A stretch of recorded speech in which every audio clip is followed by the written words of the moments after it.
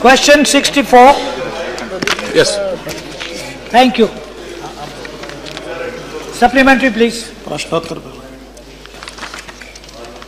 अध्यक्ष महोदय, सरकार ने माना है कि अमेंडमेंट उन्होंने किया है और इसको जो NHS को एग्जेम्पशन दिया गया है। मेरा आपके माध्यम से मंत्री जी से सवाल है कि इस अमेंडमेंट से देश में कितने परियोजनाओं को प्रभावित कर रहा है और कौन कितने परियोजनाएं इससे प्रभावित हो रही है जिसके चलते काम रुक गया है।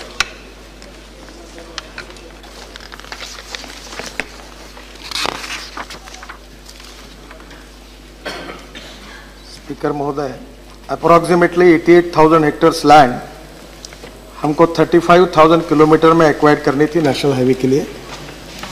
उसकी पहली कीमत थी 70,000 करोड़।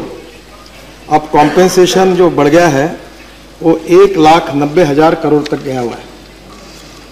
और लैंड एक्विजिशन के कारण एक कारण है, उसके साथ साथ forest environment clearance, land acquisition, बाद में रेलवे ओवरब्रिजेस के प्रॉब्लम्स के कारण करीब 3,80,000 करोड़ के प्रोजेक्ट स्टकअप हुए थे। उसमें से करीब 1,40,000 करोड़ के प्रोजेक्ट क्लियर हुए हैं। करीब 40 प्रोजेक्ट हमने टर्मिनेट कर दिए हैं और करीब 26 प्रोजेक्ट ऐसे हैं जिसमें अभी भी हमारी मिनिस्ट्री समाधान नहीं ढूंढ सकी। उसके लिए हमने कैबिनेट के मार्गदर्शन के लिए प्रस्ताव कैबिनेट के सामने सादर किया है।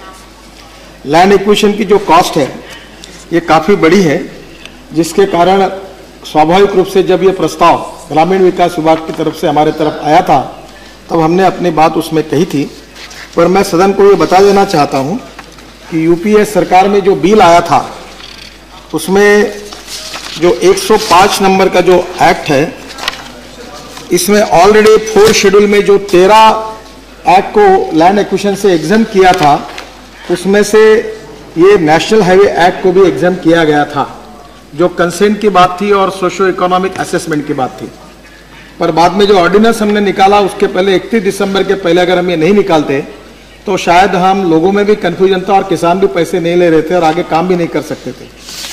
ऑर्डिनेंस निकलने के बाद हमारे डिपार्टमेंट ने करीब 1 से 4 गुना बढ़ाकर 1400 करोड़ रुपए से ज़्यादा अमाउंट किसानों को दी है और अभी भी हम लोग जिस प्रकार से इस एक्ट में प्रोविजन है उसमें बढ़ाकर देने की कोशिश कर रहे हैं। दूसरा प्रश्न। अध्यक्ष महोदय, मैंने बड़ा साफ सवाल किया था मंत्री जी से कि कौन कौन परियोजनाएं इफेक्ट कर रही है किस किस राज्य में। अभी मंत्री जी ने कहा अपने जवाब में कि कुछ उन्होंने टर्मिनेट किया है, तो टर्मिनेट का कारण क्या है, टर्मिनेट आपने किस लिए किया, ये मंत्री बताने। सर, मैंने तो मेरे पास पूरे रोड सेक्टर की पूरी जानकारी आज प्रोजेक्ट वाइज नहीं है, पर करीब इसकी जो किलोमीटर में लेंथ है वो काफ़ी बड़ी है। और लैंड एक्विजिशन के problem, land acquisition state government की तरफ से एक्वायर्ड होती है। अनेक राज्यों में, मध्य प्रदेश में, उत्तर प्रदेश में प्रॉब्लम ये हुआ है कि लैंड एक्विजिशन 10% हुई थी और वर्क ऑर्डर दिया गया, अपॉइंटमेंट दी गई, फॉरेस्ट एनवायरनमेंट क्लियरेंस मिला नहीं, अपॉइंटमेंट दी गई, वर्क ऑर्डर दिया गया और इसके कारण 2-2, 3-3 साल साइट पर केवल मशीनरी खड़ी रही, कॉन्ट्रैक्टर काम नहीं कर पाए। और इस अनुभव के बाद हमने अब निर्णय लिया है कि 80% लैंड एक्विजिशन हुए बिना हम कोई ऑर्डर नहीं देंगे और फॉरेस्ट एंड एनवायरमेंट क्लियरेंस हुए बिना कोई ऑर्डर नहीं देंगे। मैं अभी अंदाजन कह सकता हूं कि देश का नुकसान केवल इसके निग्लिजेंस के कारण करीब 40 से 50,000 करोड़ का नुकसान हुआ है। करीब 40 कॉन्ट्रैक्टर है, उसमें देश की बड़ी बड़ी कंपनियां हैं जिनका नाम लेने भी मुझे संकोच होता है, जो मेरे तरफ इसलिए नहीं आ रहे थे कि मुझे काम करना है या काम दो, मेरे पास इसलिए आ रहे थे कि मेरा काम टर्मिनेट करो। और करीब 40 प्रोजेक्ट हमने टर्मिनेट कर दिए हैं और अब नए टेंडर निकालकर उसको काम करें, उसकी कॉस्ट भी बढ़ी है। ये इन्वायरमेंट फॉरेस्ट क्लियरेंस के डिलेस के कारण, राज्य सरकार ने लैंड एक्विजिशन के कारण, डिलेस के कारण इस देश को बहुत बड़ा नुकसान सहन करना पड़ा है और रोड सेक्टर का बहुत बड़ा नुकसान हुआ है। अब हम लोग कोशिश कर रहे हैं कि राज्यों के साथ कोऑर्डिनेशन कर रहे हैं, उसमें कुछ सुधार हुआ है। मैं बंगाल में भी गया था, वहाँ के मुख्यमंत्री जी के साथ मैंने मीटिंग की, वहाँ भी काफ़ी प्रोजेक्ट में उन्होंने मदद की है। अलग अलग राज्य सरकार भी सब मदद कर रही है। उत्तर प्रदेश में गया था, उन्होंने भी मदद की है।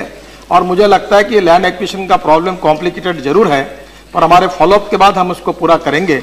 और शायद मैं नेक्स्ट टाइम जब पार्लियामेंट के सेशन में जब आऊँगा, अगले सेशन में, तब इस देश का एक भी प्रोजेक्ट डिले नहीं रहेगा, स्टकअप नहीं रहेगा, सब क्लियर होगा, और जो नहीं होगा उसको हम टर्मिनेट करके नए इसमें देकर उसका काम शुरू करेंगे। डॉक्टर अनिल साहनी। सभापति महोदय, भूमि अधिग्रहण, पुनर्वास और पुनः स्थापना, माननीय मंत्री महोदय, मैं जानकारी चाहूंगा कि खास करके इसके कारण से बहुत सारे जो किसान है जिसका घर पड़ गया है उनको सही मूल्य नहीं दिया जाता है। मूल्य निर्धारण का क्या मापदंड है आपके पास में? मैं सम्माननीय महोदय को बताना देना चाहता हूं कि ऐसी स्थिति नहीं है। एक आश्चर्यकारक बदल हुआ है। मेरे पास 4 दिन पहले 2 भाई आए थे जिनके रोड में जमीन जा रही थी और दोनों कह रहे थे कि मेरी जमीन लो। दोनों भाइयों में यह स्पर्धा चल रही थी कि मेरी जमीन लो। इसका कारण, जहां मार्केट वैल्यू, मेरा कहना यह उचित नहीं होगा, 50 लाख रुपए थी, वहां हम लोग 3 करोड़ और 4 करोड़ रुपए तक दे रहे हैं, क्योंकि जो नए एक्ट के कारण जो सुधार हुआ है, और मैं किसान करके इसको स्वीकारता हूं। मैं किसान करके इसको स्वीकार करता हूं कि जिसके जमीन पर हम ये काम कर रहे हैं उसको मुआवजा मिलना चाहिए, और हम ये मुआवजा दे रहे हैं। और आपको ये भी बात बता रहा हूं कि कुछ प्रोजेक्ट्स में कॉस्ट ऑफ लैंड एक्विजिशन जो है किसानों की, उसको लेकर उस प्रोजेक्ट में 20 साल के लिए उसको अगर इक्विटी दे सकते हैं तो उसको जो टोल का इनकम भी 20 साल तक मिलेगा। उसमें स्पेसिफिक रिटर्न्स 15%, 14% निश्चित करके लैंड एक्विजिशन में वो 50% कॉस्ट ले सकता है, 50% इक्विटी ले सकता है, 75% इक्विटी ले सकता है, 25% कैश ले सकता है, या 100% पैसा ले सकता है। इसका चॉइस किसान को देंगे, क्योंकि कुछ समाज सुधारकों ने भी ऐसा एक विषय निकाला है कि करोड़ रुपए में जब पैसे किसान के पास आते हैं तो एकदम पैसे आने के बाद वो खर्चा हो जाते हैं और बाद में किसान की परिस्थिति बिगड़ जाती है। तो उसके रिटर्न्स मिलने चाहिए। इस प्रकार का भी एक सुझाव आया था। अभी इसके ऊपर निर्णय नहीं हुआ है, पर इसके ऊपर भी हम विचार कर रहे हैं। डॉक्टर विजय लक्ष्मी शाहरुख। नहीं, प्लीज।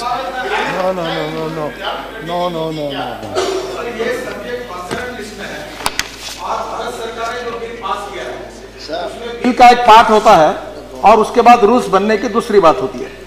पिछले बार जब जयराम रमेश जी ने जब ये बिल पास किया था, तब हरियाणा की सरकार ने केवल 2 गुना कीमतें दी थी, और हमारे महाराष्ट्र की सरकार ने उस समय के केवल 2.25 रिकमेंड किया था।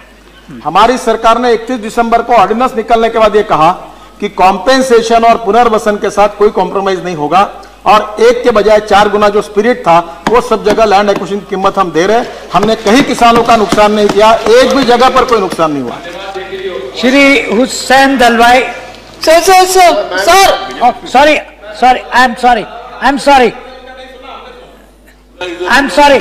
First your question. Thank you very much sir. आपके माध्यम से सर मैं माननीय मंत्री जी से जानना चाहती हूं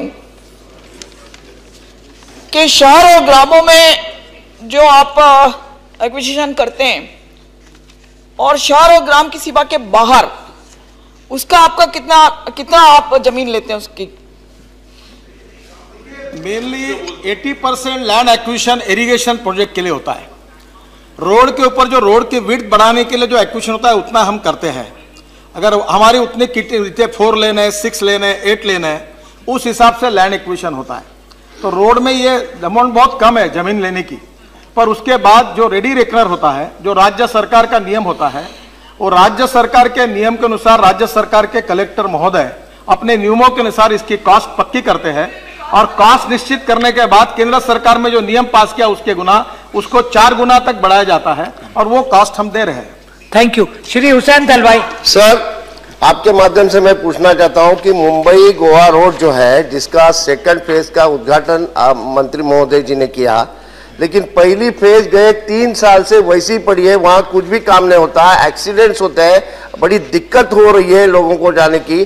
तो वो पहली फेज भी जल्दी पूरी करने के बारे में कुछ डिसीजन लिया जाएगा क्या? और पहली फेज ऐसी बीच में पड़ी क्यों है? सम्मान्य सदस्य जो कह रहे हो वो बात सही है, क्योंकि मैं भी इस विषय से बहुत संवेदनशीलता से जुड़ा हूं। ये डेथ ट्रैप है। इतने लोग मर रहे रोज मुंबई गोवा रोड पर कि ये बिल्कुल अच्छी बात नहीं है। मैं सदन को बता देना चाहता हूं कि देश में 5 लाख एक्सीडेंट होते हैं, 1.5 लाख लोगों की मृत्यु हो जाती है, और 3 लाख लोगों के हाथ पैर टूट जाते हैं, और इसके कारण प्रोजेक्ट डिले होते हैं।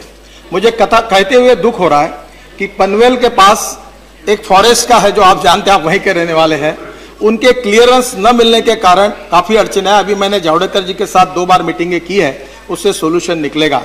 जहां तक लैंड एक्विजिशन की बात है, 4 जिलों के कोकण में आती है, जैसे रायगढ़ जिला है, रत्नागिरी है, सिंधुदुर्ग है, और मैंने रत्नागिरी में आकर भी वहां लैंड एक्विजिशन की मीटिंग ली थी, अब 3 दिन पहले महाराष्ट्र के मुख्यमंत्री जी के साथ भी मीटिंग हुई है, हमने पैसा भी डिपॉजिट करके रखा है और जो भी राज्य सरकार तय करेगी उतना पैसा देने के लिए तैयार है। मुझे लगता है कि 3 महीने में लैंड एक्विजिशन के प्रॉब्लम्स मुंबई गोवा रोड पर सभी समाप्त हो जाएंगे और ये 4 लेन कंक्रीट रोड पूरा मुंबई गोवा का करीब 4,500 से 5,000 करोड़ का रोड आने वाले 2-2.5 साल में पूरा निश्चित रूप से करेंगे। 15 ब्रिजेस के काम जिसका मैंने भूमि पूजन किया था, आपने कहा था, उसमें से लगभग ब्रिजेस के वर्क ऑर्डर दिए गए हैं और उसके काम की शुरुआत हो रही है। Question 65. Sir, question 65.